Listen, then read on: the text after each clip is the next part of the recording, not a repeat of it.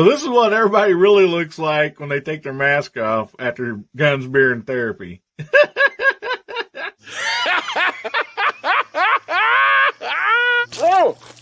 Oh my goodness. Try to take a shower here, guys. Come on, get out of here. Close your eyes.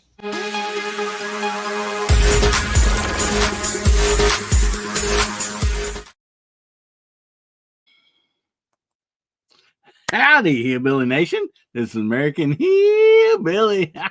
Man, good to see each and every one of you out there this evening.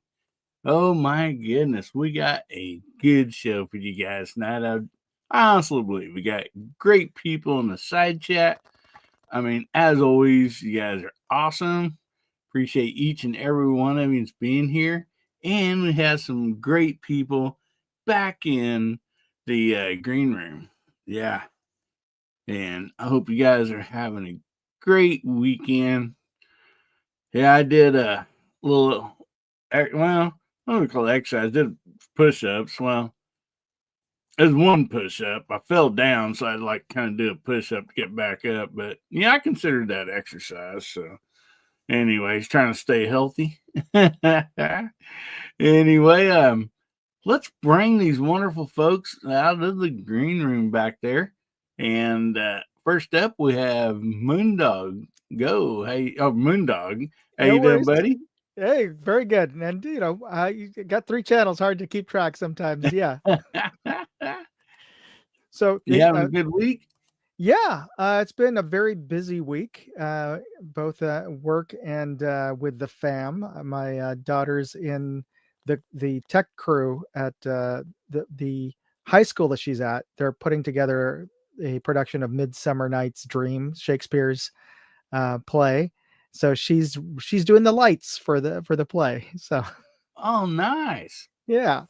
So that also means that I've been having to drive out at 9 p.m. to pick her up from the high school while tonight's the last performance. So at least I don't have to do that for a bit. Well, glad to have you in here, buddy. Glad to be here. And up next, we have everybody's favorite gizzard, Mr. Gizzard Gary. How you doing tonight, buddy? Well, hello there, everybody. I am glad to be here. Thanks for having me. Man, I'm glad you could be here. Did you have a good week, buddy? That was an interesting week. They basically tore the entire building apart, took all the windows out, put all new windows in here, and modernized the place. Got double pane windows, It's just fancy now, right uptown. So, but they're putting siding on the building. They're out there beating on it with their hammers, and it's been a lot of fun during the day, just trying to keep your sanity. I come up with every excuse I can to leave the apartment for a while. Well, at least no jackhammers or nothing like that. Nothing like that, no. Well, that's good. Glad they're getting you fixed up out there, buddy. Yeah, it is nice. Yeah, new windows, man. Right uptown. Mm-hmm. Sweet. Well, thanks for being here, buddy. And thank you. Up next, we have Hasbro. How you doing tonight, buddy? Hey, guys. Good to be with you tonight. Tired, but you know what? Got no excuse for being tired. I didn't fall on my butt or anything like Hillbilly did, I went out and played with BB guns all day. So it's like, what do I have to be tired about? But it's just, maybe I'm getting old. Could be. I'm not telling anybody. So, yeah, good to be with you guys tonight. Good to have you here, brother, as always. And up next, we have Garage Guy 879. How you doing, buddy? Oh, I'm doing really well. It's good to be here with you guys. I always enjoy your company. Good to see all those familiar names over there in the side chat. Shout out to Smoking Joe there. Yeah.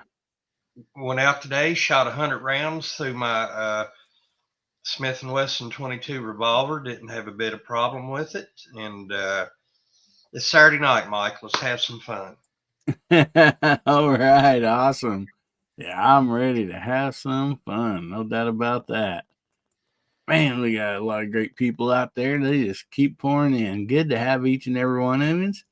And up next, we have Mr. JH586. How you doing tonight, Jamie? Better not deserve. I hope all y'all are doing well too, man. Oh, doing good, buddy. Got a big time football game going on right now, and I'm sure there's more than one, but there's one particular one that's more interesting to me. Hey, Boone, good to see you, brother. But thanks for having me, man. Like Garage Guy says, it's always fun to hang out with you guys on Saturday night.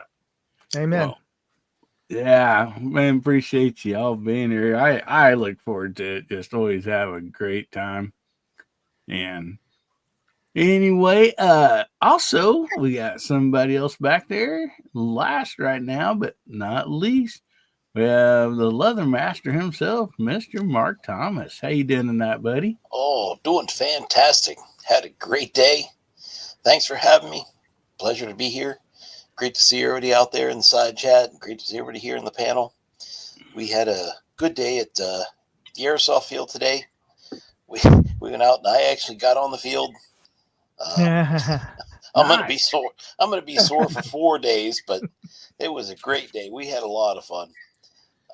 Man, it sounds like fun. Yeah, I took an M4 copy out using my rifle, and I took my little smoke wagon single action sidearm, and I actually played with that for one game just by itself.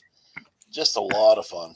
We had a great day, good weather, good time, good friends. So I'm going to try to stick around for half an hour, 45 minutes, but I'm going to try to get out of here before I fall asleep because it's coming. I understand, buddy. Yep. Well, good to have each and every one of you here. And also like to tell everybody, don't forget, we do have a giveaway tonight as usual. And over in the side chat, if you'll type in hashtag HBN104, that will get you entered in the giveaway. And we also have, it's time to roll for the monthly giveaway. This will be the month of October, last month. So we'll be doing that tonight too. So anyway, a couple giveaways tonight. Oh,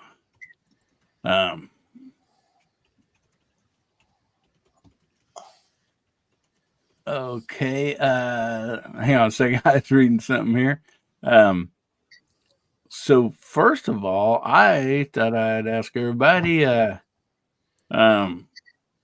we can go around the room or everybody can just say whatever, take turns. But you guys watched the fight last night. It was between Mike Tyson and Jake Paul. And what was your guys' thoughts on it if you did watch it? There was a fight? They called it. There was actually 3 fights before that one. The fights before were awesome. Well, those two gals are really getting at it. I tell you what, that was a scrap. I couldn't believe they let that go on. All I the wouldn't blood. want to mess with either one of them gals. Jeez. No. Either one of those gals could have beat Mike Tyson with one hand. I mean, they would give Jake Paul for the run for the money too, I imagine. So the general consensus of everybody I know that watched it was they really enjoyed the preliminary bouts, but the last fight was just kind of a show. Yeah. And it just wasn't a whole lot of action there. There really wasn't, in my opinion. And then you're having to fight Netflix to even get the feed to work because it kept crashing. Yeah, that was definitely a problem. Yeah, mine worked fine just right up to about halfway through when the girls were fighting. I guess that's when everybody started logging on, and oh man. I forget how many million people Netflix said 65 million or Wow. something. We're watching that. And what Well, did the trying to winners? watch it anyway. What were the purses? It was like, was it 40 and 20? First, Something like that. crazy money. Mm-hmm. That was, hey, Iron Mike is broke. Let's help him out. Yeah. I like the memes afterwards. Jake Paul's going to fight Jimmy Carter. Oh, I posted out there on X. I said, "Who's next for Jake Paul? George Foreman? I mean, he's going to go after the old retired guys. Well, That's George's about right. still out there."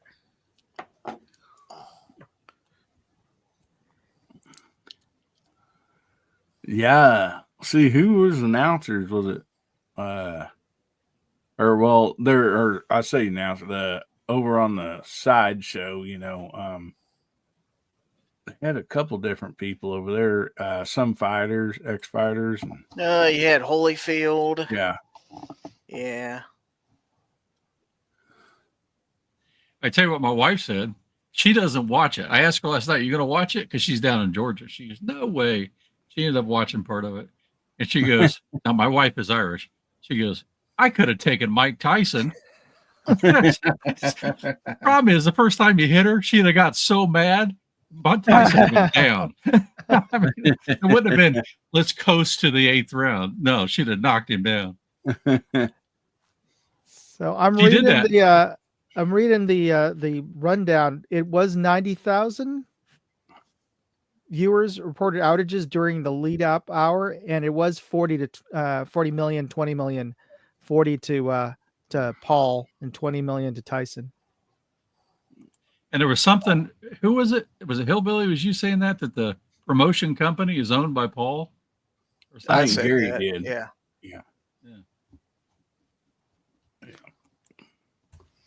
I heard that there was a contract that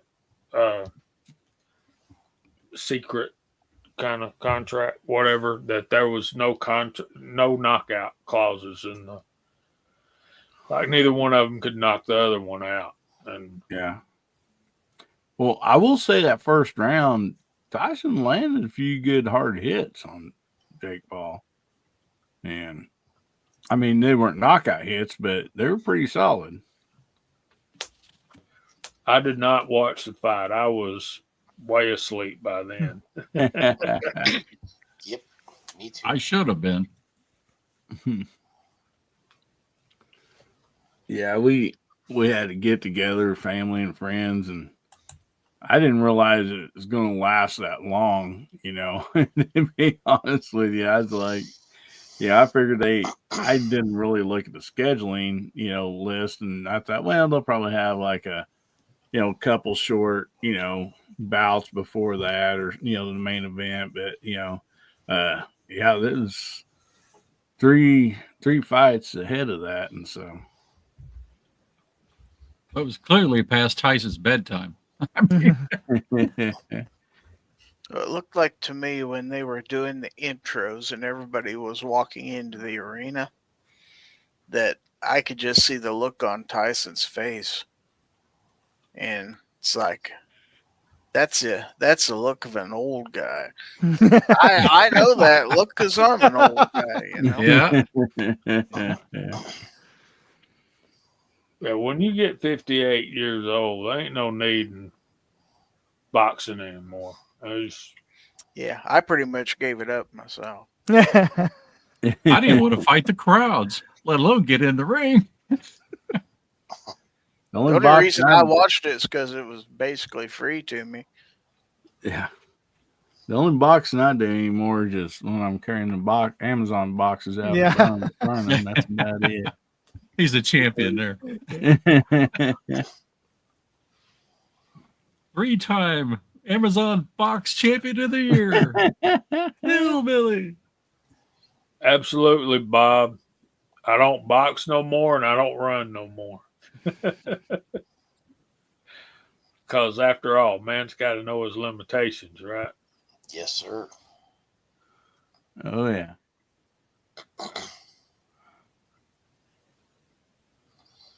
Awesome.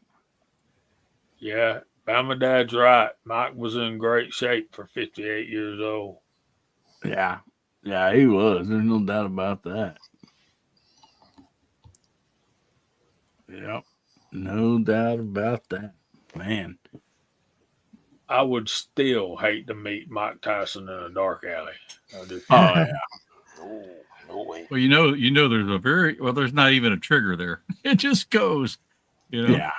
I've met him twice. Oh, yeah? Yeah, one time I was working at the Artist Gate over at the Greek Theater in LA. It was one of my summer jobs. So I ended up meeting a lot of artists because that's where they come in, and we check in that they're there and their entourage or whatever. And I was just struck by how he was taller than me, but not that much taller.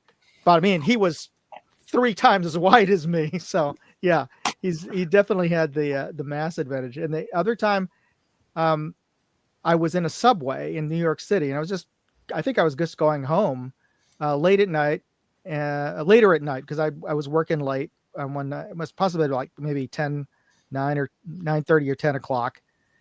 No, actually, it had to been later because it was pretty empty in the train, and in comes Tyson in a suit with his friend and 2 girls, and they were just joking around inside the car, and the car was practically empty, and they got off at the next stop. But it was like, hey, that's Mike Tyson, and yeah. And I said, hey, Mike, and like he just ignored me. He was maybe a little drunk with his friend, and they went off at the next stop. So, Man.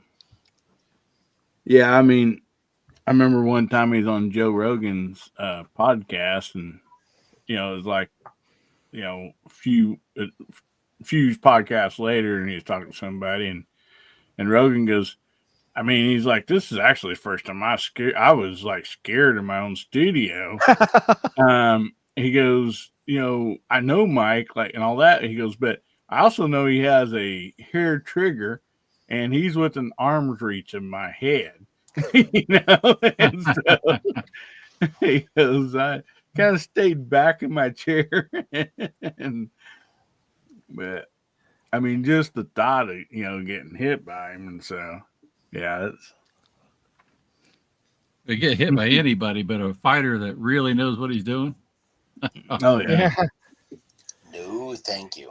Yeah, his neck is thicker than my leg, so yeah. Yeah. he's ball of muscle, that's for sure.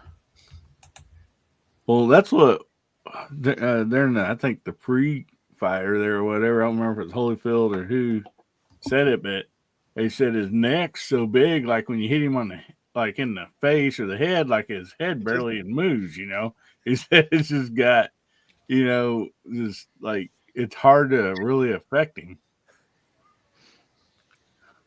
I remember when I first saw Mike Tyson fight, I thought, he's like Smoking Joe Frazier on steroids. He's not that big a guy, but he gets inside and he'll chew you up. And when you got a conflict of styles like that, that's what makes fights. The guy that's taller and has got the reach has got to be able to put that jab out there firm enough so that smaller guy, arm reach wise, can't get inside. If he gets inside, the guy with the long arms will never be able to hit him, and the shorter, stockier guy is going to chew him in two before he gets out. That ref warned him last night about measuring. It's exactly. He had like 6 inches of reach more than he did. Tyson did, But the key to that is to keep him outside at your glove's length. If you can't hit him hard enough to make him think about coming in or catch him coming in, you're going to have a long day.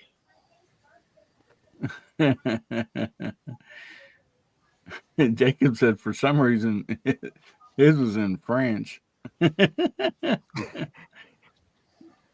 And I'll say, shout out Abby out there, a VIP member for 13 months. Thank you, Abby. Yeah, that's Tyson. I like the deal in the after the fight when they asked him, said, there like sometimes like you're biting on your glove, was that the rest of your arms or whatever? And he goes, I have a biting issue. Yeah, then you had asked him about it, sort of thought about it, goes, oh yeah, I guess you do. What a question. Yeah, I saw that fight where he bit a chunk out of Holyfield's ear. I mean, it was. He was getting his head handed to him that night. Yes, he was. He certainly was. He never had anything for Evander Holyfield. No. Evander beat him twice or three times. Ozzy talks about the Ali Frazier matchups. I can't remember. Y'all correct me if I'm wrong, but I don't think Frazier ever beat Ali either. But he took him to the wire. The first time they fought, he did. Did he? Yeah.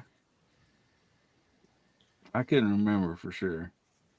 Here's what kills me about Ali. Leon Spinks. What in the world? Ali, he was way past his prime by then. Mhm. Mark.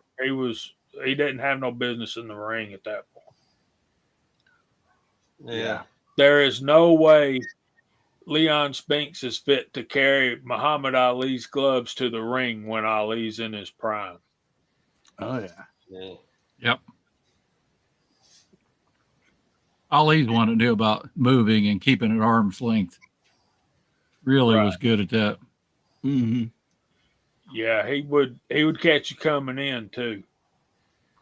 But Mike Tyson's uppercut would absolutely take your head off. Yeah, Tyson had to be the most aggressive boxing champion I've seen in a long time. Well, I do know that one year some friends of ours they told everybody, said, hey, we're paying for the pay-per-view fight. Come out and watch it and all that. And they had it set up in their garage and everybody brought food and everything. And that's when Tyson KO'd that dude in the first minute or whatever. Yeah, it wasn't long, was it? And my buddy Randy goes, damn, that's a waste of money paying for that pay-per-view because it wasn't cheap.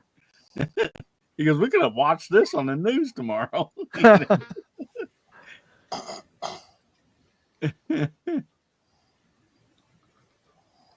Yeah. Let's think about this. Let me ask y'all something, and not just boxing and pay-per-view, but all sports, particularly pro football. What do y'all think about watching it on TV versus being there live and watching it in person? It seems to me that you can watch it, you get a better view watching it on TV, unless you got like binoculars or something. And because some of them seats are way far off. The only thing I would say about that, and I've been to several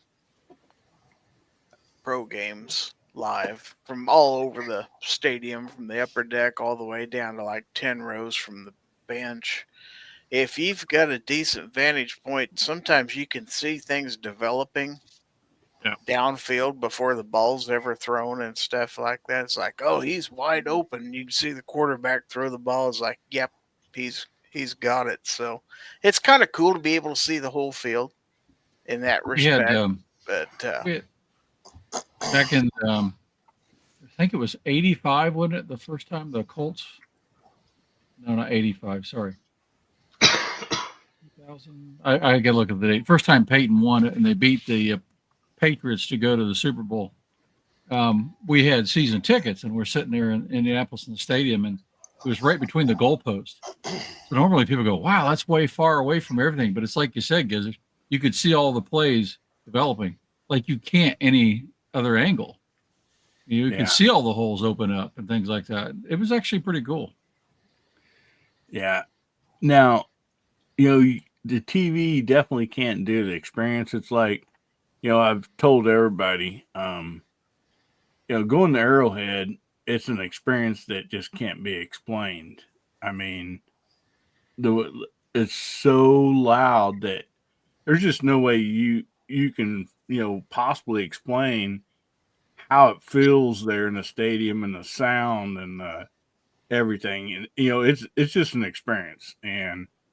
But as much as I like to go, I mean, the beer is way cheaper at home, and I can see everything a little easier at home. But it is an experience to go, and and then plus just being there live with the crowd, it's hard not to get into the game, and get emotional, regardless if it's a baseball game, whatever. So, But I have one exception in mind, and y'all probably kick me out, but I think the one exception I'm warming up. would be racing, particularly NASCAR. I mean, you see the whole track. Yeah.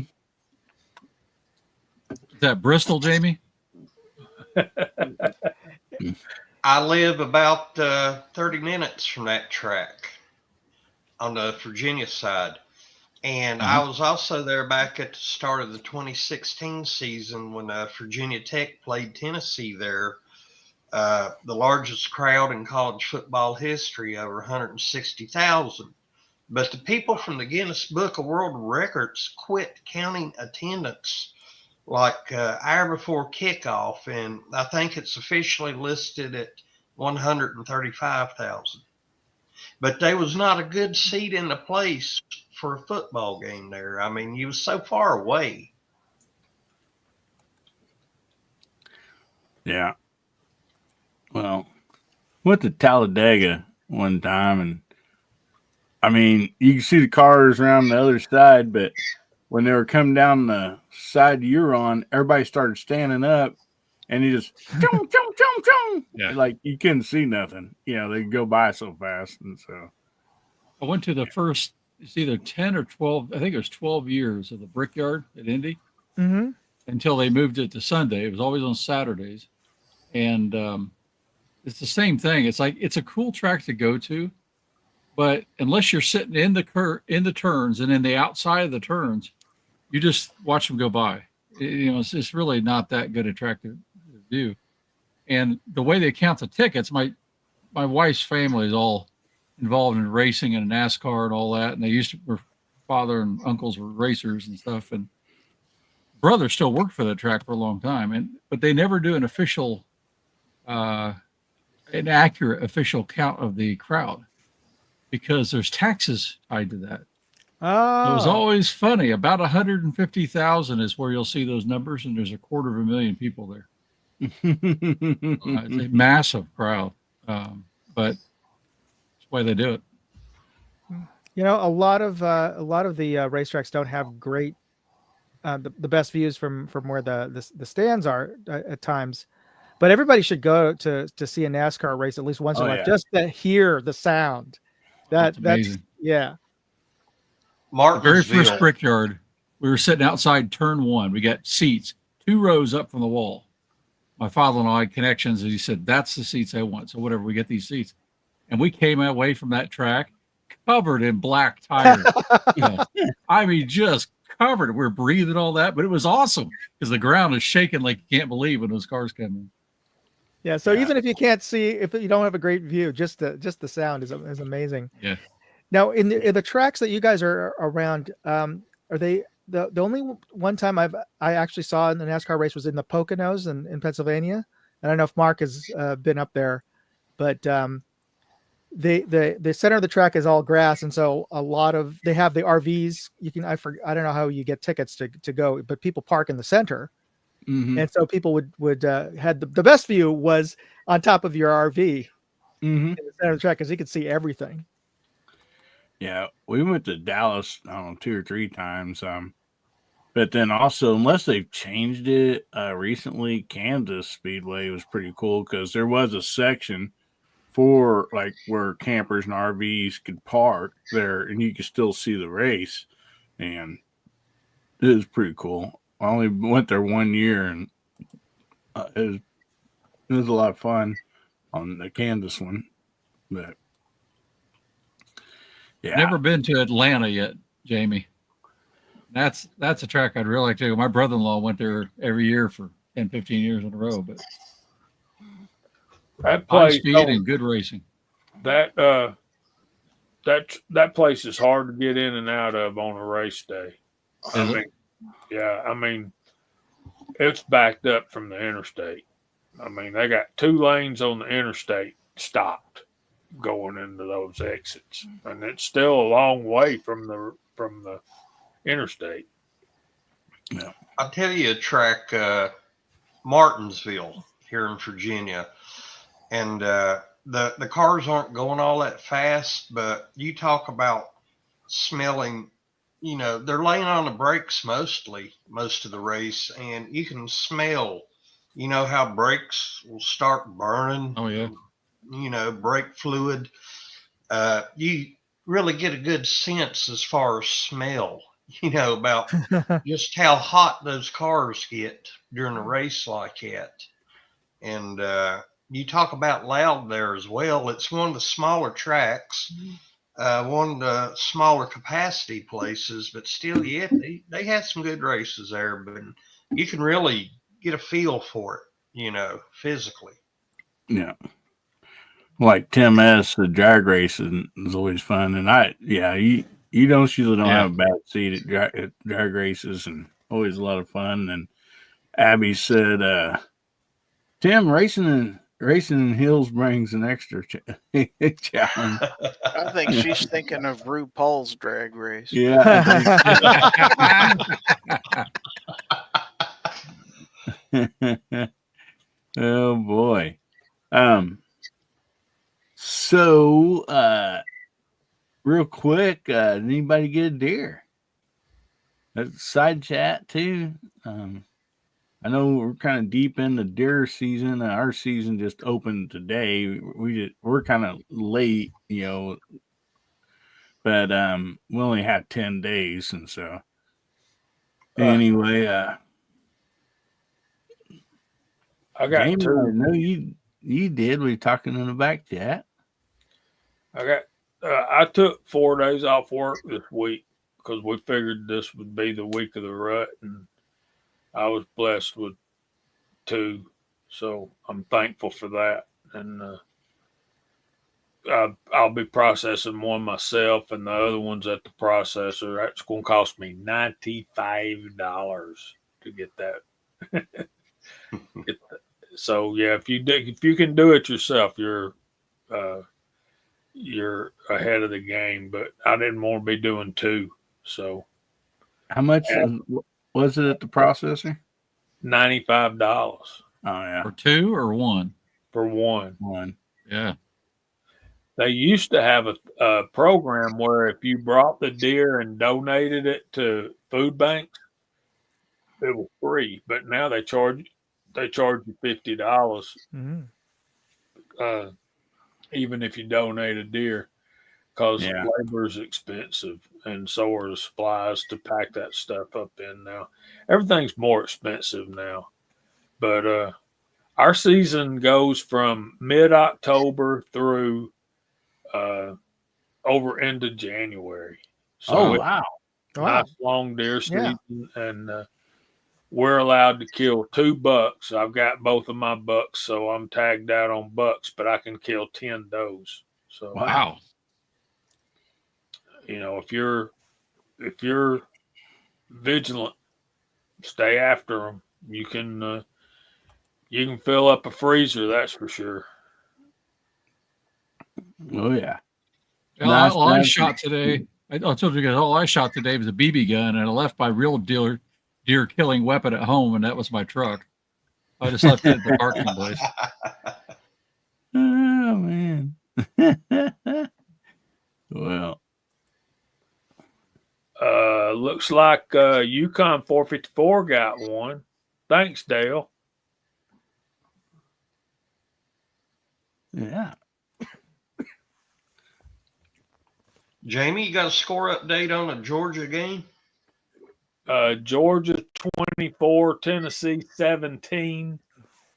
Tennessee has the ball, and I would say they're driving, but they've had the ball for a while. There's 10 and a half minutes left in the game. It's a long time yet. Yeah. Cool. Both teams have all 3 of their timeouts left.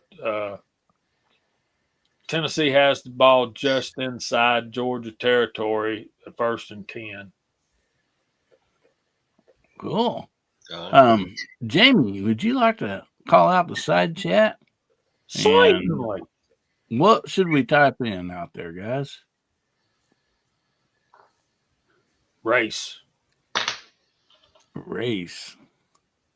Hashtag RACE. I guess you don't have to put a hashtag, I guess. So. I like something that everybody can spell and it won't take them too long to type it, you know? and something that we've been talking about. So that's what I'm going for. And it's already off the page. Here we go.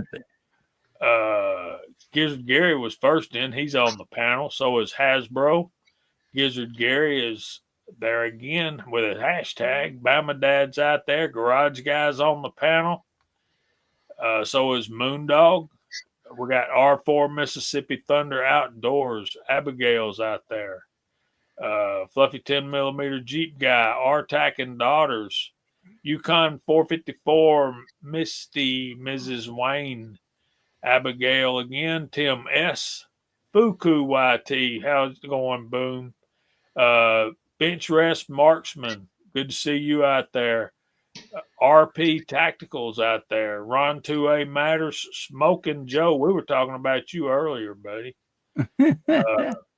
Dale Pogue is out there. Jacob S. Mr. Bob's out there. Chris from the 740 just popped in. Hey, buddy. And I think that's all I got right now. All righty. Yeah. Someone follow along. I think you got everybody. Oh, my goodness. Oh, it was good, Smoking Joe. We were talking about your fights with Muhammad Ali. Smoking Joe Frazier.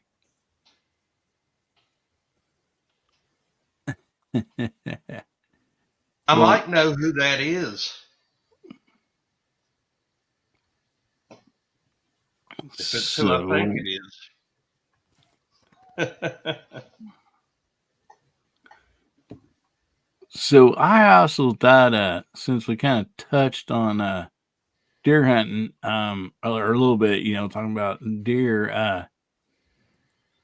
I was wanting to ask everybody, so is there stuff you take with you when you're hunting or maybe even hiking? If you're going to be out in the woods, I mean, it's a little different than if you park a truck and you're just walking, not too awful far to your deer blind or whatever. But if you're going to be deep in the woods or hiking, I know there's places around here in the, our Mark Twain National Forest that, you're a good couple miles away from your truck, at least in these, mountains and hollers. And so, I must usually take, just a small little backpack or something with, stuff in it. And so, in that case, what do you guys, if you're, a hiker or a hunter, what kind of stuff do you kind of just pack along with you?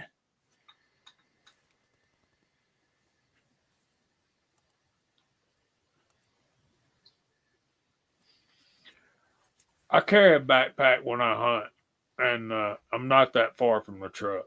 But there's things I want when I am successful. I carry a couple of 3 knives for different things about, field dressing the deer. Some of this stuff y'all don't want to hear, but I carry rope. I carry a rope to pull my gun up, and I carry a rope to pull my backpack up into the stand. I carry one of those thermo heat seats. Do y'all know what that is? Also with the rope, Jamie, you can use that to drag your deer out of the woods too.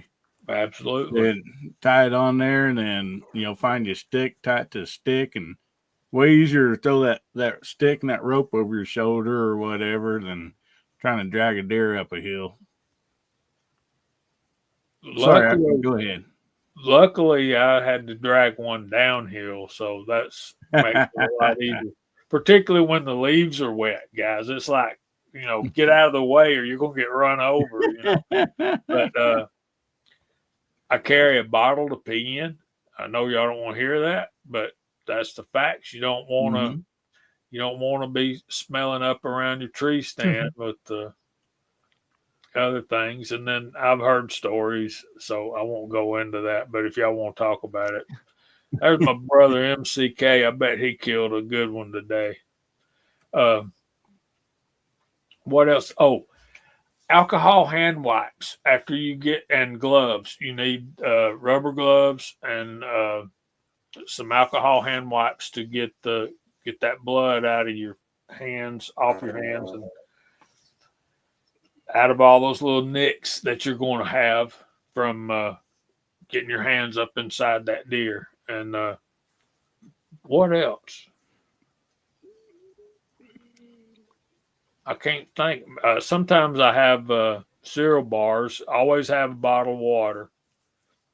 And I think that's it. Oh, deer calls. I got a wheeze call, a grunt call, and a bleep call that I carry in there.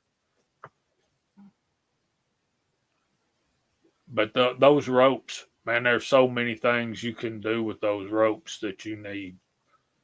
Worst case scenario, you got a tourniquet if you have a tragic event. But yeah.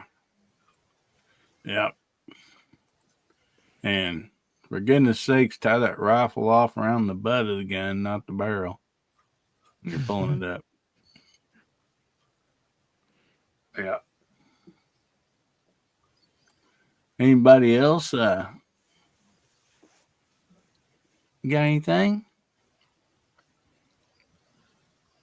You guys do pamper yourself and bring a thermos out with some nice something warm in there while you're out? On really, really cold days, I'll carry a thermos with some coffee in it.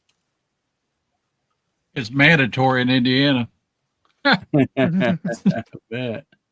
Yeah, I was saying I haven't been in a few years, but I'd have a thermos full of coffee, and then I like Jamie said, those little granola bar kind of things, some water.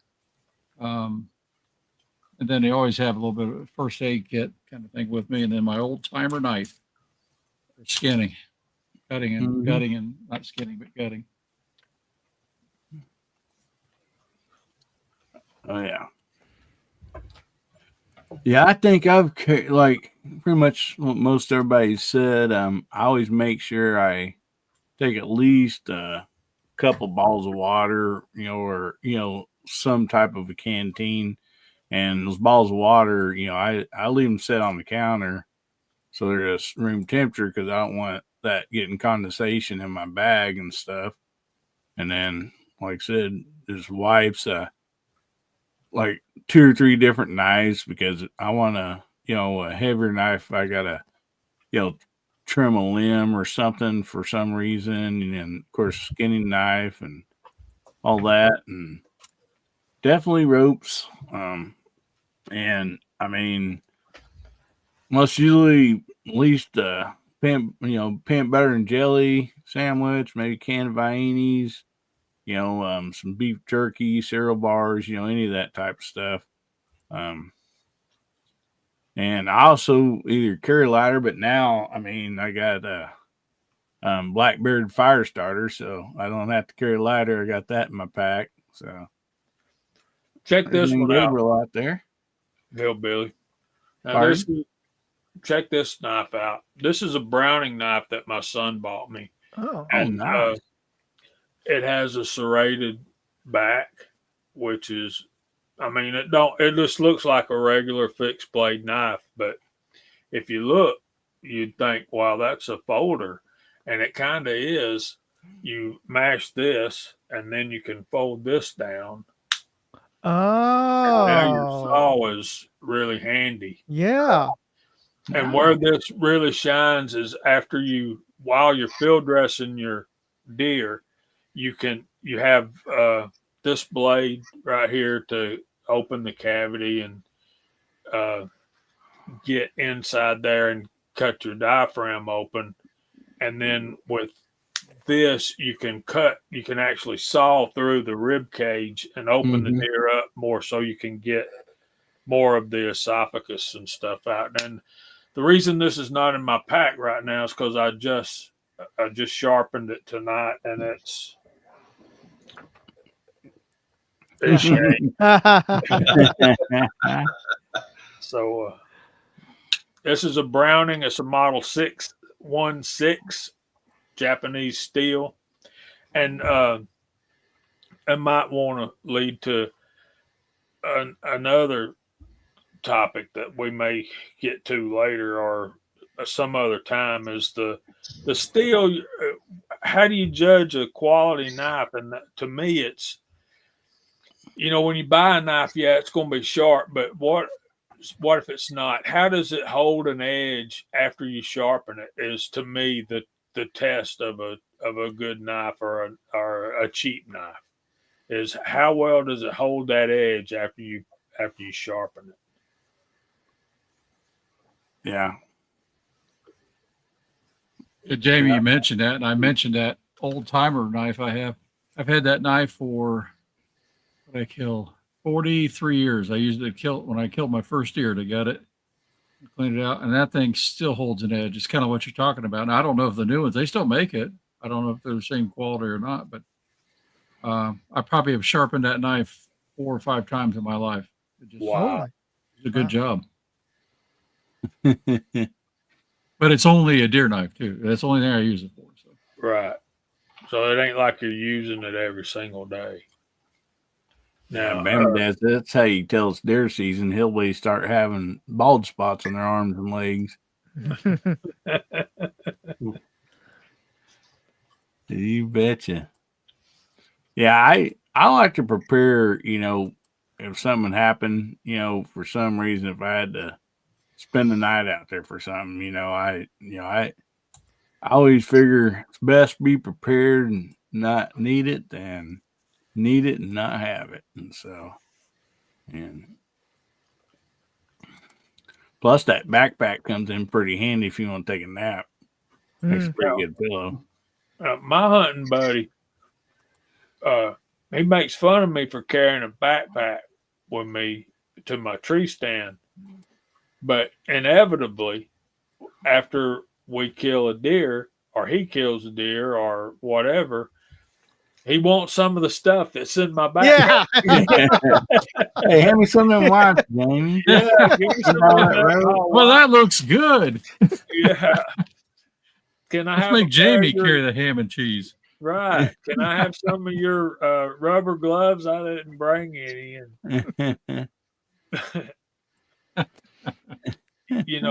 you hear all about the scent stuff, and you're going to have to pee. Okay. I mean, hopefully you don't have to do number 2, but this one guy, he's told me, he said, that stuff's overrated. I'm like, what are you talking about? He says, I wear blue jeans and a flannel shirt, and I smoke a cigar, and the other morning I took a dump right behind my tree stand and killed the biggest deer I ever seen in my life.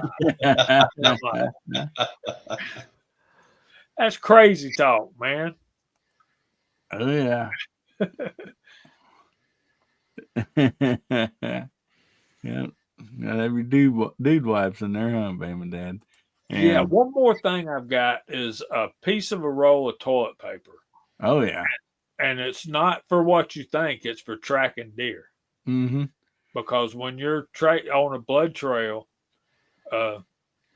when you run out of the trail, you put one sheet of that toilet paper wherever you see as you're going down, and the blood will get less and less because deer blood clots really quickly. Mm-hmm.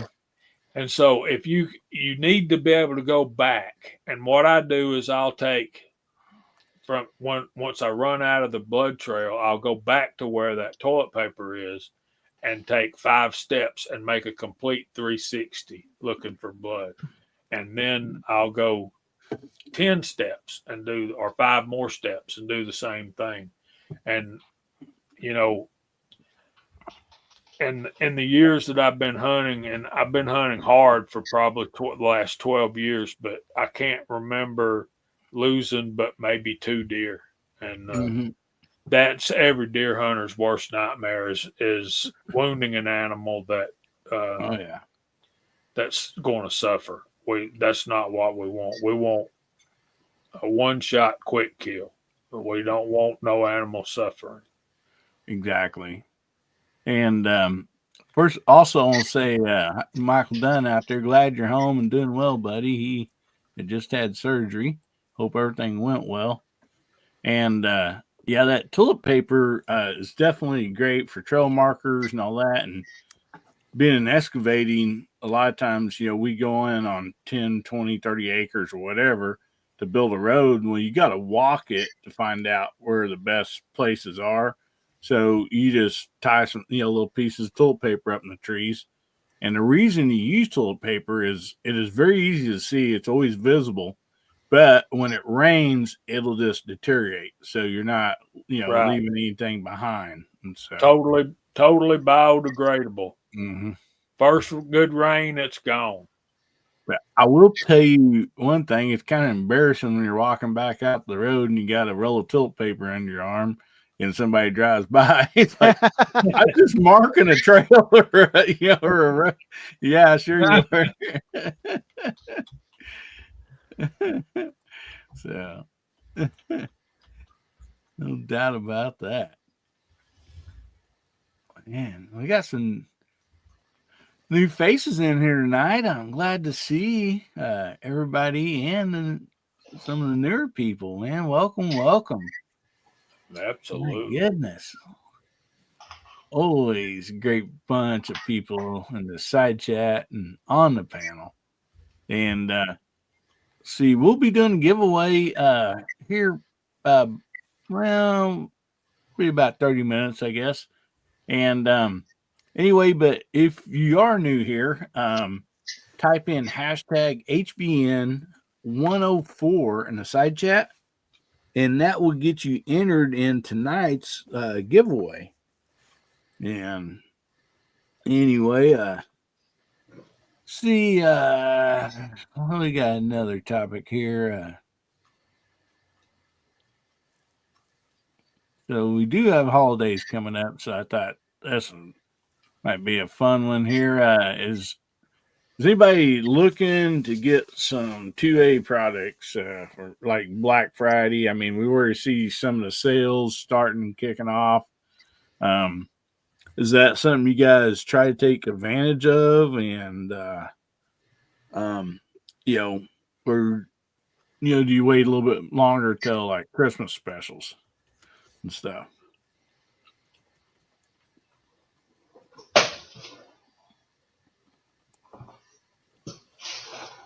Stuff I'm waiting on doesn't ever go on sale. That's a problem. Like, I don't need it, but I'm going to build another 1022, and this time I'm going to try a kid barrel. Well, you will never see a kid barrel on sale, you know? It's true. So, all right, that's what it is. Yeah, I'm going to be looking for ammo sales myself. That 44 I showed you there last week in the green room before the show, ordered some, had to order some ammo online there, MagTech, and I got 2 boxes of that and 4 boxes of the 44 Special HSM cowboy loads right there. Oh, nice. And with the order being over 199 beans, shipping was free, but I still had to pay Virginia sales tax. And well, 6 boxes of ammo, and it being 44 Magnum and 44 Special, that was still right at $230. So I'm going to be scouring around for his Black Friday ammo deals. And also, I'm going to start looking for some reloading gear as well. And I was talking about Smoking Joe over here. He's a buddy of mine. I work with him. We're shooting buddies. Awesome. And And he's been on some of my videos. Last one was one I did about the end of last year, Ruger SR45 5-year review. He's taking the first shots during that video. But he and his dad reload, and I'll probably be heading over that way probably to learn how to get started and everything with it. And I'm also fortunate enough to have a local estate auction here in my area. And the man who passed away, he had tons of reloading equipment and the parts, brass, primers, whole nine, lead, whole 9 yards. So I'm going to be putting some bids in on that, dies, tools, presses. Yeah, Let me know definitely Just like on the that. family. bro. The only ammo I buy is stuff I'm doing just for the channel to do some testing, like AAC ammo and stuff like that. Otherwise, I load it all because in the end, you can make better ammo, but Yes. you got to be willing to invest and be patient about it and do the work. Yeah. So, Yeah, I know it's going to be a learning process. I know I may hit some roadblocks, but I'm pretty sure I'll be sending text or emails to people, maybe one or two here on this panel right there about if I might have a question.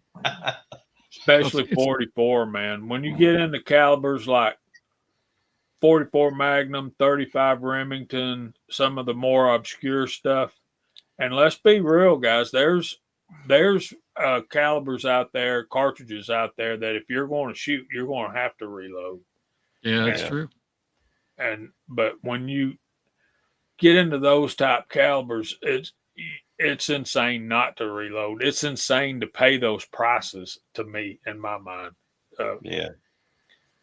JB, you mentioned that many years ago in Mississippi when I was living there. I shot a buddy's 378 Weatherby Magnum, right? And this is in 94, maybe, no, 95. And it was $6 a shell then. Mm-hmm. I couldn't even shoot that unless I loaded it. Even then, it's probably crazy expensive to load yourself. But you're right. There's cartridges like that you better learn how to load if you're going to shoot them. Yeah. And also, like Michael Dunn says, Olight Art is running their Black Friday special and says have free gifts you can get too with your orders. So there's deals out there, if you kind of keep your eye open. Even something like the Olight stuff makes great little stocking stuffers or Christmas gifts and stuff like that too. So Oh, I like that Olight Plus you showed there. Holy cow. it's a Sorry? dandy light. Yeah, yes, it is. Mm-hmm. Yeah. That 378 Weatherby, I told you, I just had to look it up, right? Mm-hmm. $170 for 20 rounds. Oh, Woo, man. Yeah, I'm never going to own that guy. Uh-huh. Wow. Yeah, it'd be cheaper to chase something down and hit it with the stock of the gun. Almost cheaper to hit it with my truck. Exactly. this is my everyday pocket flashlight. It's an Olight, and let me see what this is. 3T EOS. You familiar with that, Moondog? No, but I think I know which one you're talking about. I don't have one of those though. Gizzard probably knows the model. Yeah, I've had it till the warranty's about out of it. I think they've got a 5-year warranty, and Hey, Nutty. this one's getting where it don't want to turn off. There it went. That's what I had to do, is hold it up in the camera. And I'll be right back, guys. Go ahead and. When did you buy that? Because I thought the Olight's all lifetime warranty, or was that before they had the lifetime warranty? this one was included in. I bought the weapons light, the rechargeable one, and I forget which one it is, but it came in the pack with it, and I've already had to return it once, and they sent me a new one. My original one, all that happened was the spring broke that makes the contact with the battery. Mm-hmm. And I said, can you send me a new spring? And they sent you the whole thing. sent me a whole flashlight. Mhm. And so I got some spring stock at work and made my own spring and fixed the old one. Now I got 2 of them. So Bonus. yeah, yeah, nutty. $36 for 50 rounds of 44 mag. I'll cast and load my own. And garage guy, when you get into reloading and you need bullets, if I can help you, let me know. And if you have any questions about the processes and all that kind of stuff, you got my number. I appreciate that. Thanks. And we can even get on StreamYard private, not go live, and I can show you what you need All right. to do. All right. I appreciate that. But one bullet that you'll fall in love with is the 429-421. It's a 250 grain semi-wad cutter designed by Elmer Keith. And great load for it. The Skeeter load for it is that bullet sitting on 7.5 grains of unique. Right. Very good duty round. Now these 44 specials I got, they're wad cutters. Yeah. Their cowboy loads are all cast lead. Yeah. Some of them are harder than others. It's just, Yeah. But Well, that was what was available for the price. I'd looked up at Bud's 2 days earlier. They also had the MagTech and 44 special. 2 days later, I go back and they were out of it. So that's why I didn't go MagTech on the specials either. So. Well, that's what happens. And it's not just ammunition, it's a lot of stuff. Guns in particular. The actual firearms is they'll make a run, and once they're gone until the next time they do a run. And like y'all know, I love my 35 Remington, as does Hillbilly, but you can't go to the store and buy 35 Remington any day of the week. I mean, you usually get a run of stuff about this time when hunting season starts. You can buy some factory brass. Even if you can't find the ammo, you can find the brass new from places like Hornady and Winchester, Remington. Those type outfits will put out a run of brass for 35 Remington or something in similar cases. 35 and 30. If you're not to get it around local, even Bass Pro, I mean, like, you need to be there the day they're bringing it in. And because it'll be gone, and you might not see any all year hardly. I mean, 270 and 30-06, you pretty much can get that just about any time. Yeah, but 30-30 almost any time, not quite. 35 Remington and stuff like that, those older cartridges. 32 Special is non-existent anymore. But such a great deer round. I mean,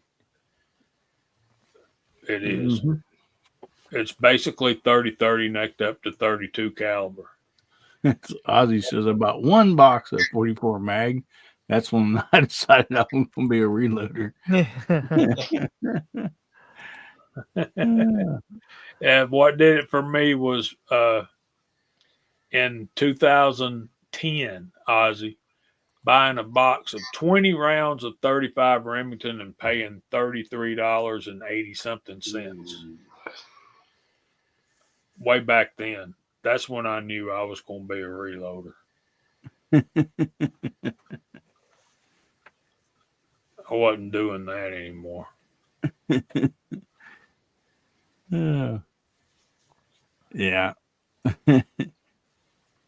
Yeah, he's muted. I can't turn his video off for him, but he's got his microphone muted. So it's probably safe to take him out of the panel. The most comfortable man on YouTube. Absolutely. Oh, yeah. That's a must be a wonderful chair. It must be. I got a leather lazy boy that I can't sleep like that in.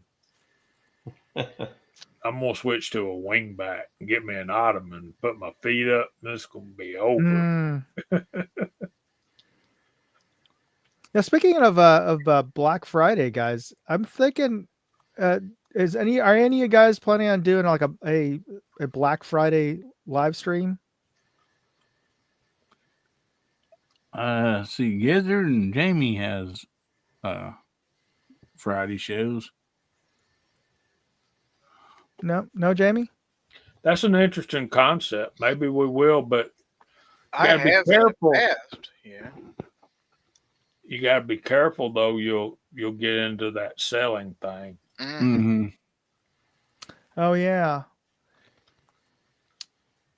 Well, Yeah. it's one of, I guess I haven't been hit right, because sometimes I'll just share some of the things, like I'll get an email like when Olight's doing the Halloween giveaway, but when you post up your hashtag and you try to get a chance to win one of their whatever deal that they're having. Well, flashlights and everything's fine, but guns or ammo, and they definitely don't want that. And then sometimes even scopes and red dots. I mean, so they call it accessories. Oh, true. So I know Arkin's got their Black Friday sale kicked in already. So mm-hmm. This year it seems like they're kicking in the Black Friday way earlier than I remember them doing. I mean, agree. not just Arkin, but everybody seems like I'm getting all these emails.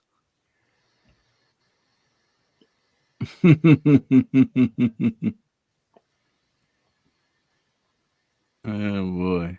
got an update for y'all if you're interested. Go for it. Very- Yeah. Georgia 31, Tennessee 17, 1 minute, 19 seconds left. Georgia has the ball. Second down 11. Tennessee is out of timeouts. So it's victory. Good news. Good news.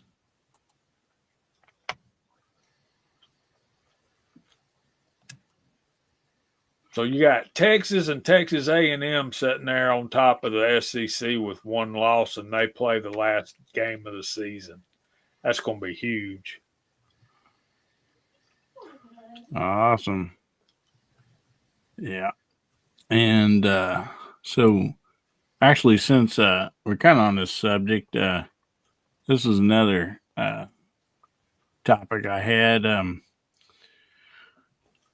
Are you budgeting or saving, for the holidays? And do you have any suggestions? This could be for Christmas gifts, for just holiday dinner, or something that you're hosting or taking. Dang it.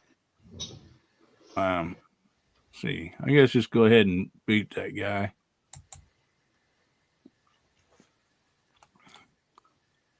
If any of the people can, or should be able to time him out or something. But anyway, I'll throw like something in that we do, and or just one thing, and it's a little harder for everybody to do nowadays than it was in the past. But I still use cash a lot. Anyway, if something's like, say, $5 and change, even if it's like 12 cents, I'll go ahead and pay with $6, and then at the end of the day, I dump all my change in a deal at home, and you'd be surprised that you come up with $200-300 pretty easy, especially if it's a husband and wife both doing it, and that takes a pretty good chunk of money there, that we can put towards, Christmas presents or whatever the case might be. Yeah. Okay. Ozzy, I'll look for it here. Give me just a minute. Yeah, I'm sorry. Go ahead, garage guy. I got cups like this all over the house filled with pennies in one, nickels in others, dimes and quarters. I keep them all separated. And I have no idea how long I've been doing it for, at least 3 or 4 years. And I really need to get those rolls, go to Wally World, pick up a bag of those rolls and roll them up, because there's places around here that have those change machines, and once you pour it in there, there you go, funnel. Get these sorting funnels. You put those the paper things inside, and it'll sort it. I mean, it'll set it to the height that you've got the exact amount for that roll. Right. Okay, thanks. Mhm. Yeah, they're all over the place, but they got these machines like at Wally World and other supermarkets. You dump the change in, it sorts it. But then again, the total amount you have, the Wally World or the grocery store will take 30% of it. I'm not doing that. Yeah.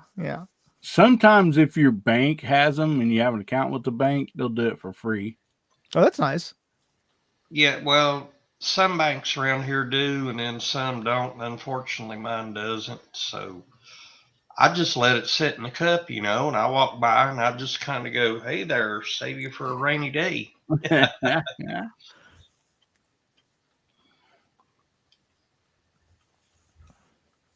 The problem is we've been plastic for quite a few years now at my household, just because we want the miles, because we use those cards and we pay off our cards, so we don't carry a balance on them.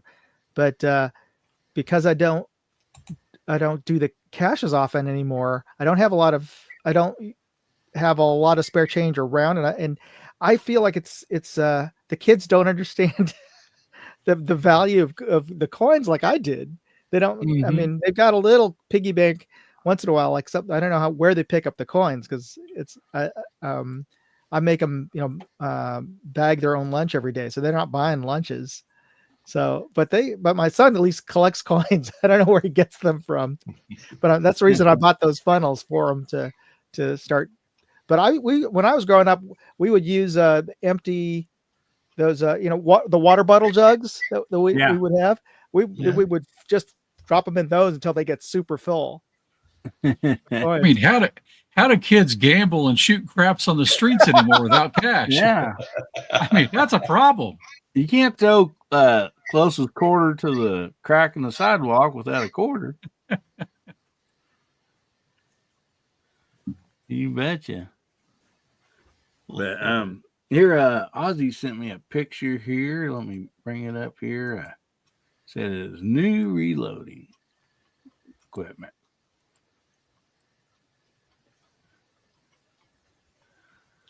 Look at that. I got one of those, and it's for God's caliber, 270 Winchester. Hasbro knew I was going to say that. Preach it, brother. Preach it. It served me well this week, I'll guarantee you. Is that what you got both of them with? Yes, sir. All right. All right. Jamie, every time we talk about that, I just kick myself for selling. I had a Browning A-Bolt 2 medallion. It was just the most beautiful. And I sold the thing, and I kicked myself for that. I got to get another one. Yeah. Mine's a Seiko, so yep. I won't be buying another one of those. No. That's a lifetime gun, Well, it's several lifetimes gun. Yeah, they've doubled since I've got mine in price. It's a final. Georgia beats Tennessee 34-17, I think. Tennessee was scoreless in the second half. That Georgia defense shut them down in the second half. Answer is yes, Abby. These people out there's got a ranch for a reason. So just make sure. Yeah.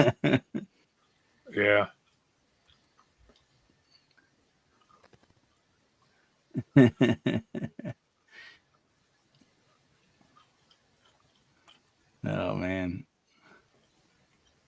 Oh man. So anybody else on the side chat or on the panel got any tips for just trying to save a little bit for Christmas? And I know one year we bought all the grandkids Christmas gifts. They all wanted those hoverboards or whatever. Well, the few young ones didn't get that, but we had enough. Excuse me. We had enough points on our credit on one of our credit card that we used, and it paid for all that.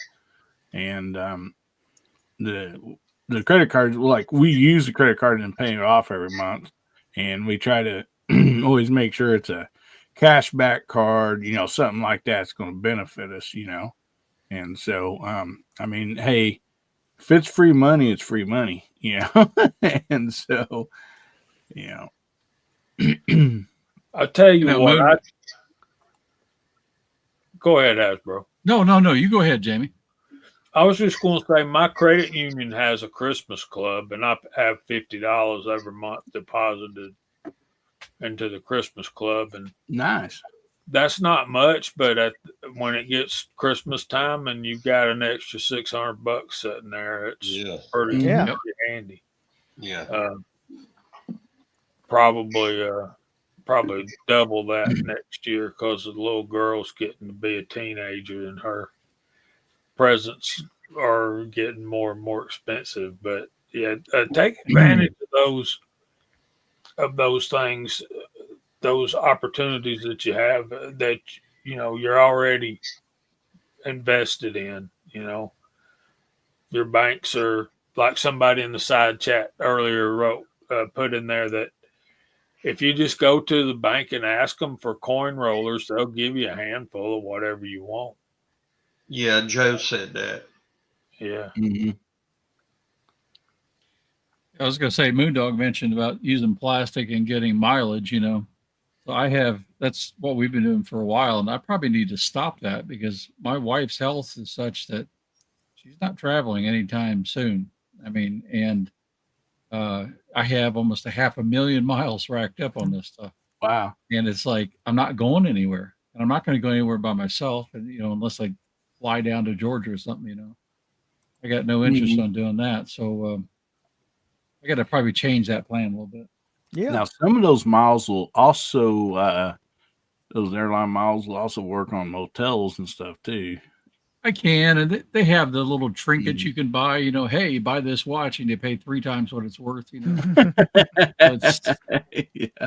Now you could Not also, really. aside from buying flights for family, which you can do with your miles, you could also donate it to charities that you particularly support. Yep. I may donate it to like my daughter and son-in-law. Now that she's had a baby, she gets away a little bit, maybe a year out. We get out a babysit and send them somewhere, Yeah. that kind of thing too. Hasbro, what are you using 2520 for there? That's a 556 magic recipe. Okay. 77 grain Sierra Match Kings. You do that, and I use CCI 41s, but this is an empty container, nothing, just paper. That primer is a very magic combination. The only problem with this primer is it's a little bit small, and it's almost like you got loose primer pockets, but it's the primer. You have to be a little careful with that, but it is an amazingly accurate round. Good to know. Awesome. Yeah, that Nutty's got a good one, Hillbilly. Take your lunch to work. $10 to $13 a day.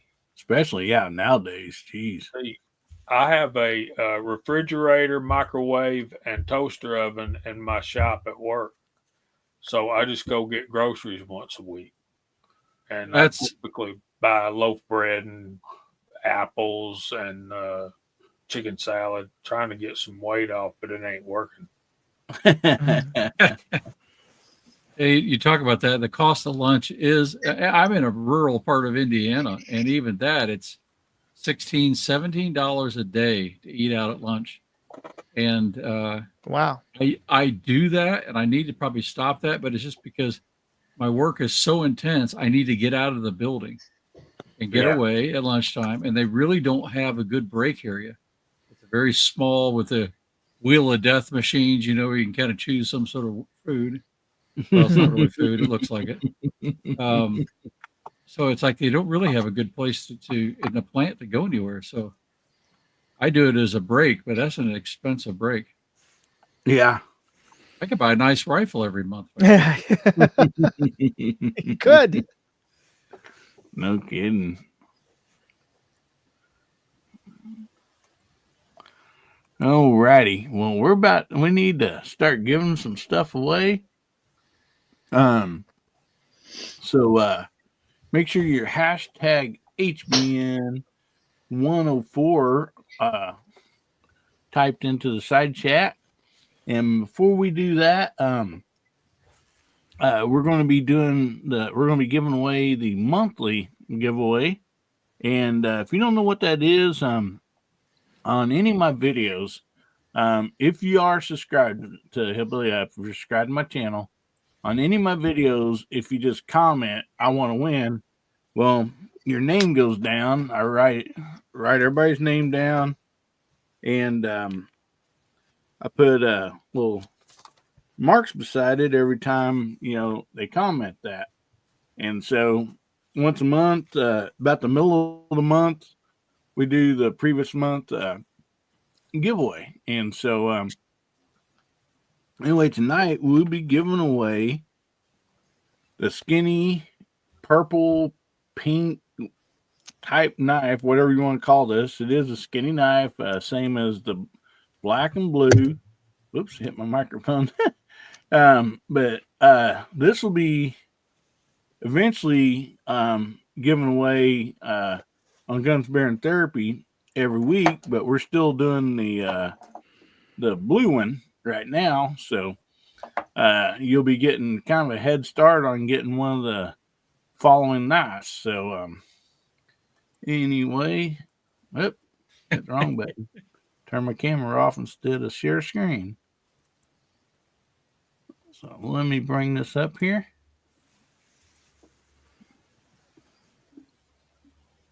I'm trolling Moondog while you're doing that. So we had we had 97 entries, and if you comment, you only get one entry. If you say on this video I want to win, you can only get one entry. If you do it 2 or 3 times, the other ones ain't going to count.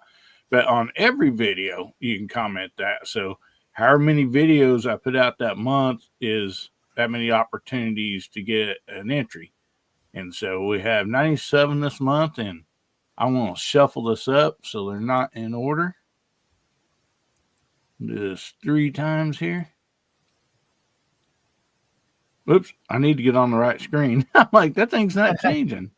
I was on the wrong screen.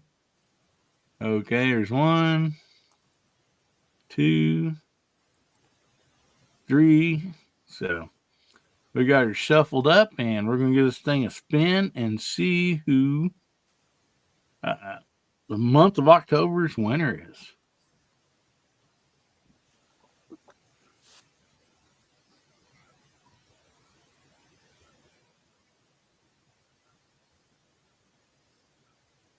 And they do have to be present to win. So let me count this out here. It is showing that it is Dale Pogue. Yay! Way to go, Dale. He was in there. Yeah, 15 entries, so that gave him 17 to 31. And you can kind of see here how I do that. Every time, they comment, I want to win, they get an entry, if they are a subscriber. So, Dale, if you're out there, buddy, say something. Yeah, congrats, Dale. He was out there earlier. Yeah. There he is. There he is. There he is. Congratulations, Dale. So, Dale, email me at AmericanHillbillyUp@gmail.com and give me your address and name that you want this sent to, and I'll get it sent out. And what in the world happened to this here? Let me refresh it. Had it on before the show started, or like when the show started. Probably using a Netflix server.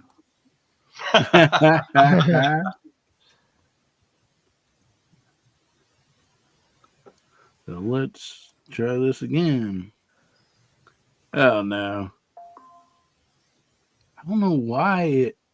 Well, usually it collects them all just fine. It's been working great for months. I ain't had any trouble with it. So, everybody, I apologize. You're going to have to enter again. I really apologize about that.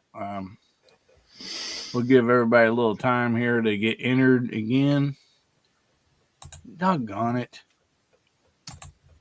Let me go ahead and bring this out of the way. I can't type. So enter hashtag HBN104 on the side chat, and that will get you entered. There, they're piling in now. While we're doing that, can we address? I want y'all's input. Earlier, Abigail had a question and it kind of snuck by us because we were talking about something else. She said, "What's the drop off for a 13.5-inch 308?" And I've heard a lot of people say that they wouldn't have a 308 less than a 16-inch barrel. I personally wouldn't have one less than a 20-inch barrel. I just feel like you need that time for powder burn and stuff. Thoughts from you guys?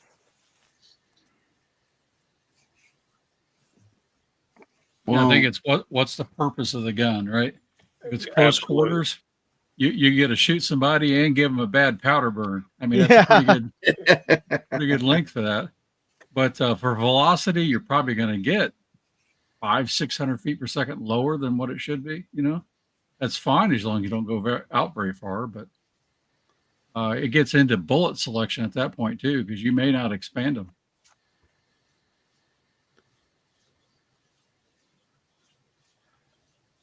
Yeah, I think 20 would be my minimum, Abigail.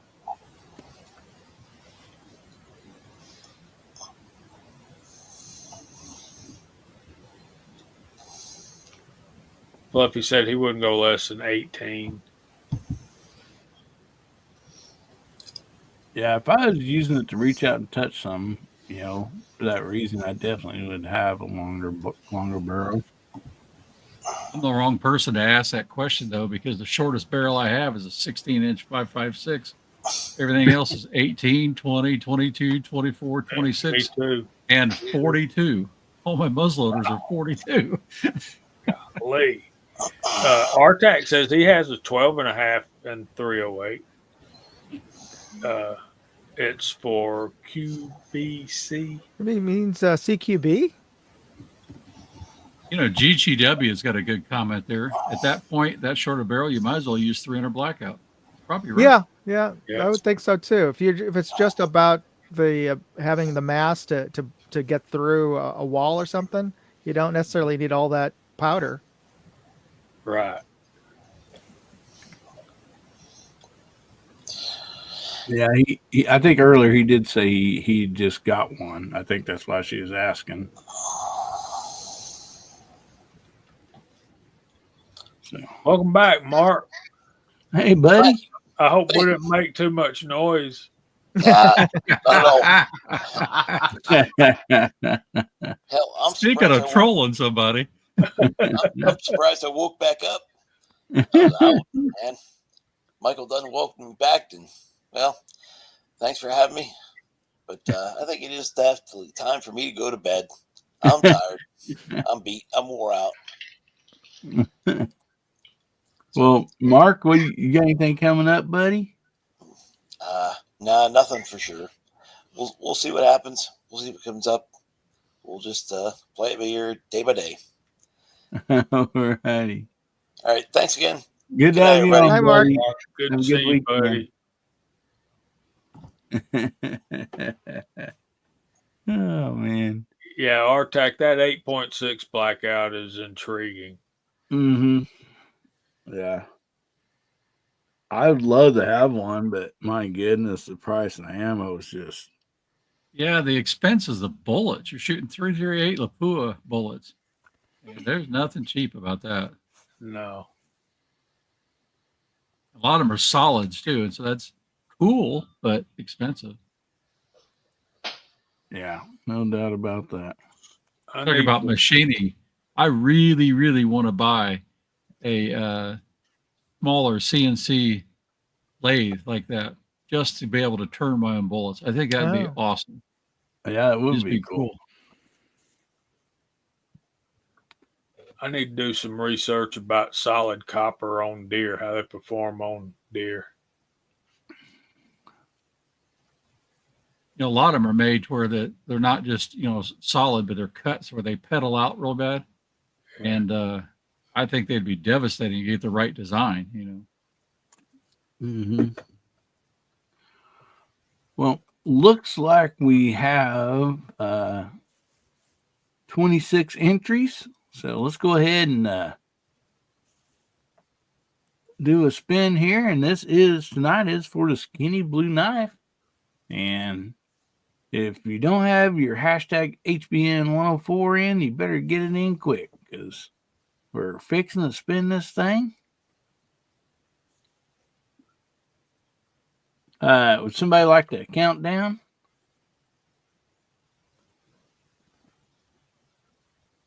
Go right ahead. Oh, he's on mute. There we go. There we go. 3, 2, and 1. Go, my friend.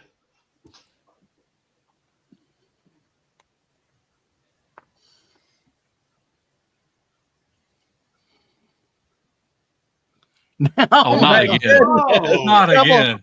Double winner. Man, Dale, you better go get a lottery ticket, brother. That is something else.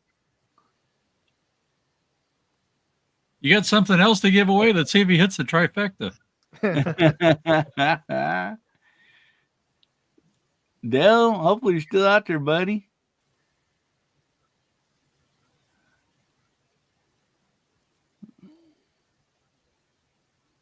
He may have won that first one and just decided to go to bed.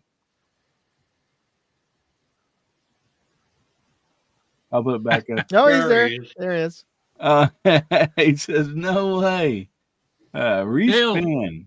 Well, that's really Dale, nice. you of messed up. brother. Dale, that's when you say ship it to Hasbro's house. You messed up.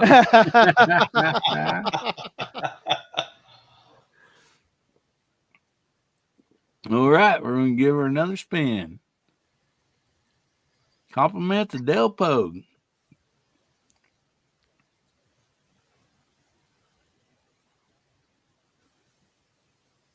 There we go. Congratulations, buddy. Well, I think you're going to be spinning again. Oh, all right. The man with all the knives, right? Yeah, that's right. I happen to have a skinny blue knife, so let's let somebody else win one. All righty. Well, that's really nice. So we'll give her another spin. Compliments of Dale Pogue and Gizzard Gary.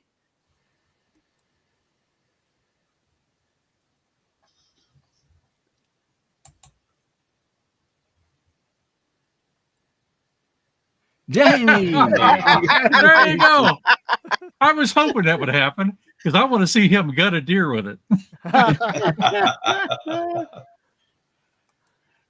Hasbro, do you have a skinny blue knife?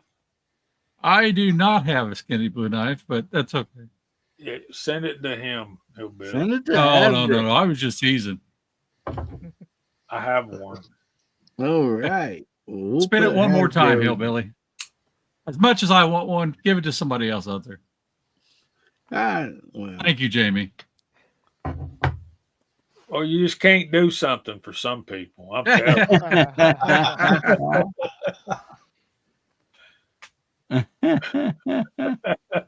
Bama dad, dude. Nobody wants the purple. The artist formerly known as Prince is rolling over in his grave. Oh, this is the blue one, not the purple one. Yeah, this is the blue one. So.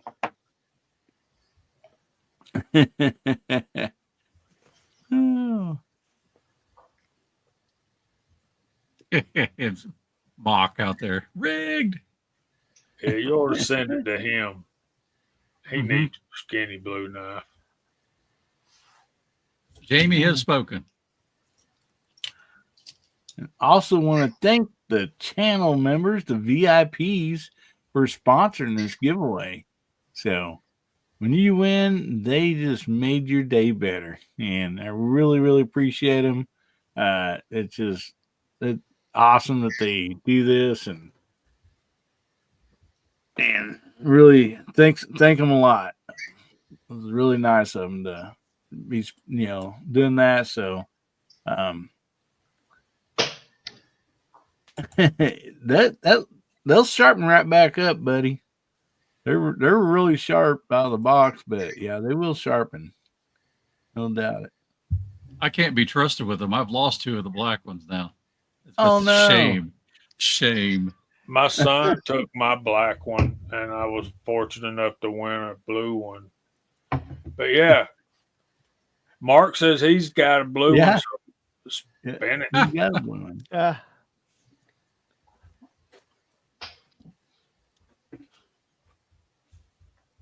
Well, let's see here. I know Moondog and possibly Jamie, and maybe I don't know who else, but need to drop out here. So anyway, Moondog, we'll start with you, buddy.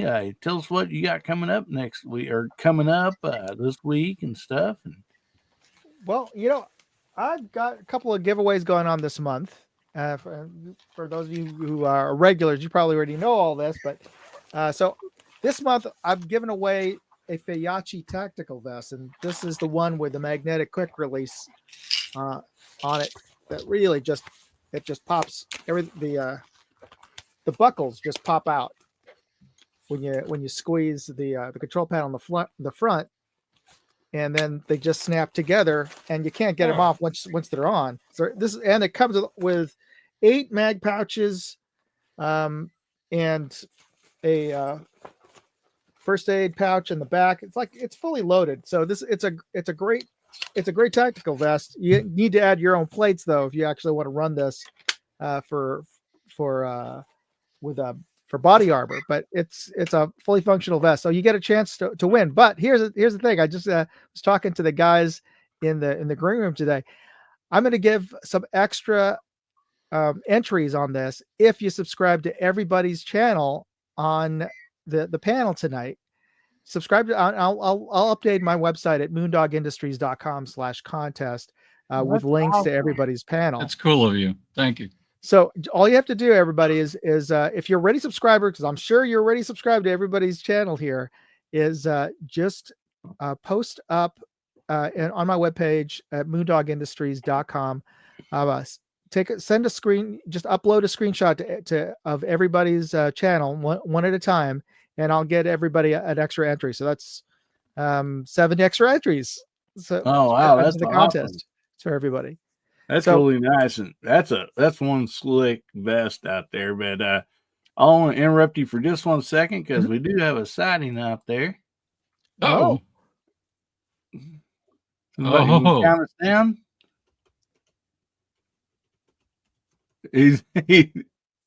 You're on mute, Jamie. Gotta get ready. Everybody breathe deep. Hey, Mario. That's a loyal American right there. Yes, he is.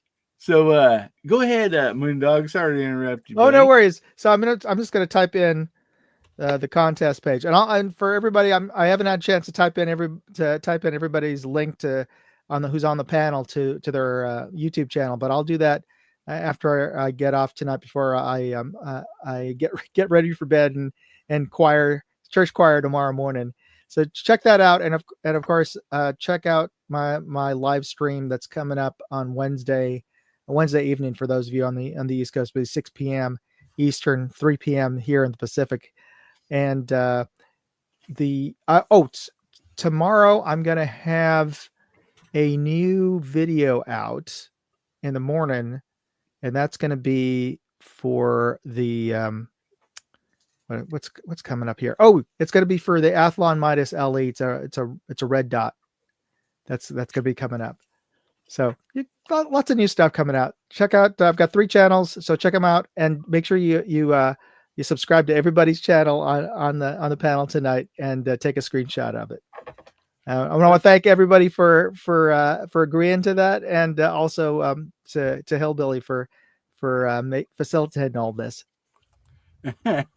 Well, thanks a lot, buddy, and that's really nice of you to do that. And man, always appreciate you here as always. Thanks for being here, guys. Go over and check out Moondog's channel. He's got 3 of them, and they're all really good. So yeah. Well, good seeing you, everybody. Have a good night. Good seeing you. Good night, Moondog. We'll see you, buddy.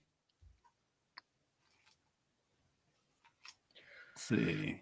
So I'll bail out, and thank y'all for having me. And maybe one day I'll make some videos.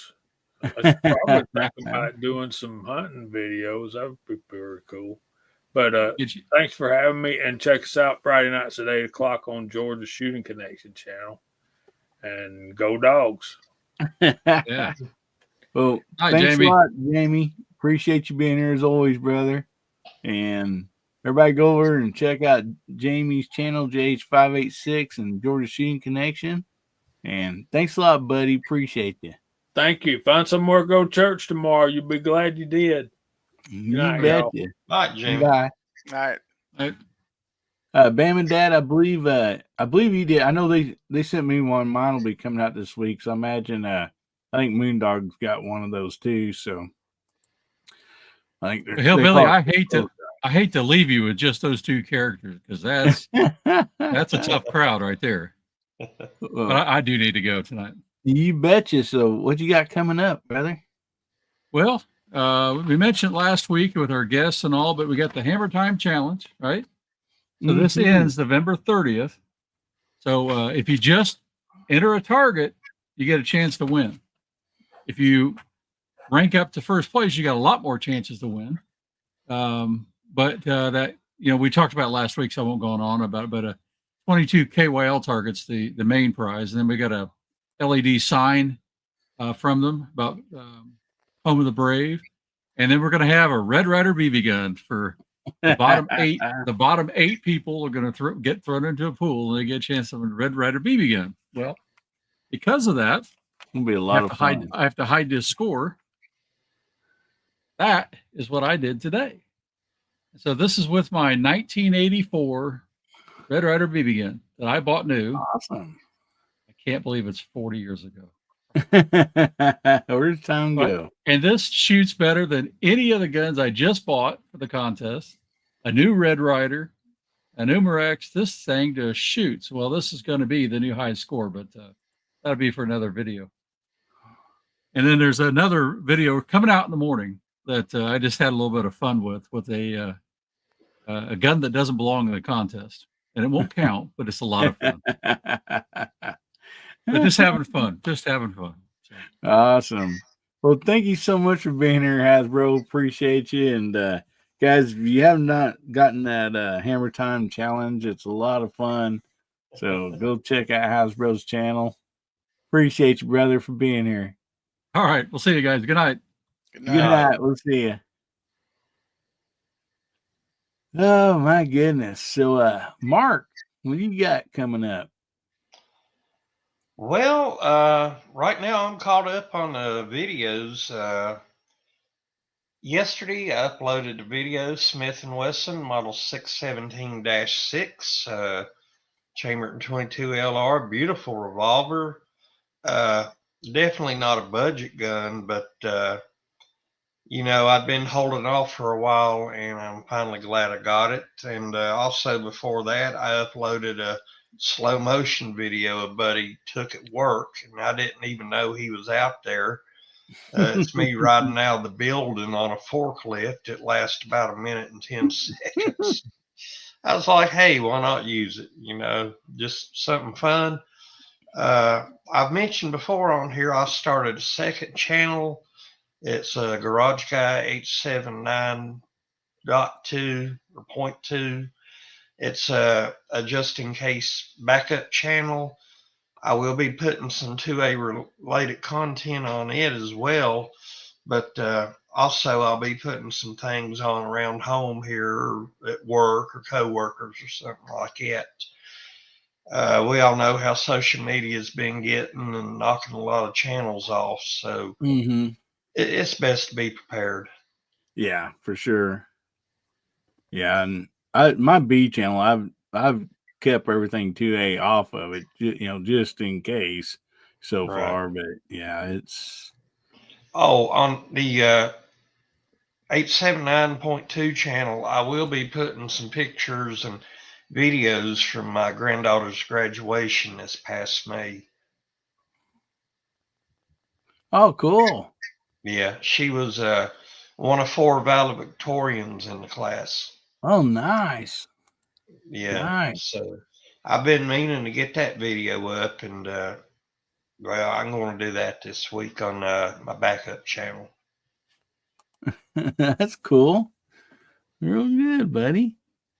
Well, thanks so much for being on here, Garage Guy. As always, really appreciate you. And you guys go over there and check out Garage Guy 879 and also his new channel, Garage Guy 879.2. So anyway, thanks a lot, buddy. Appreciate you as always. Thank you. So Gary, what you got coming up? Well, I got to do a makeup show for last night's Foul Territory because we didn't get that in because of the Jake Paul fight. So, got to figure out when I'm going to get that in this week. I got my members only chat is Wednesday nights at 8 o'clock. And Foul Territory right now is scheduled for Friday night at 9 o'clock p.m., although we are considering changing the time and or day of the week on that, but we'll talk about that later. Nothing. Okay. Right now, that's what we're looking at. But Friday nights seem to be kind of a conflict for some people, so Oh yeah, it's just a matter of figuring out when everybody can be there and when's a good time to do it. But right now, we're still looking at Friday. Nothing's cast in stone yet, but well, if you're subscribed to the channel, I'll put something in the community tab if anything changes. So thanks for having me. Hey, thanks for being here as always, Gary. Always appreciate you, brother. And go check out Gives Gary and Foul Territory on Friday nights right now anyhow. And so anyway, yeah, buddy, I appreciate it. And I just want to thank everybody out there that's been on the side chat. Y'all are awesome. Appreciate you being here. I want to thank all the VIPs of the channel for doing what they do. Always appreciating, and there's so much fun getting together with everybody here on a Saturday night and having some fun. I just really look forward to it. So anyway, we're going to leave you all with this, but before we go, remember DM Foss, he'll have a show coming up later, 1 o'clock Central. And so make sure you check that out. And always a fun time over on Foss's channel. And anyway, I want to leave you all with this. Remember, God, family, and country. Make somebody's day better, will you? And if the good Lord's will and the creeks don't rise, we'll be seeing you again. Everybody say good night.